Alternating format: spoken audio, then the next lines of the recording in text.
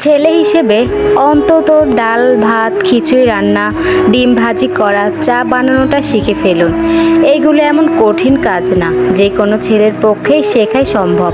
আপনার পরিবারের হয়তো মা বোন আছে, বিয়ে করলে স্ত্রী আছে। আপনি সারা জীবন প্রতিদিন তো তাদের সাথে থাকতে পারবেন না। পড়ালেখা কিংবা চাকরি কিংবা ব্যবসার কারণে বাইরেও থাকতে পারেন। ওই সময় যাতে মোটামুটি নিজের জন্য রান্না করে খেতে পারেন, এইটা শিখে নিন। একা ফ্যামিলিতে আপনার স্ত্রী যদি অসুস্থ থাকতে পারে বা বাপের বাড়ি যেতে পারে, সেই সময় স্রেফ ফ্রিজের খাবার গরম করে খাওয়া কিংবা হোটেলে নির্ভরশীল হবেন না। কারণ অনেক অসুখ বিসুখের কারণ হলো হঠাৎ করেই হোটেলে খাবার খাওয়া অভ্যস্ত হওয়া।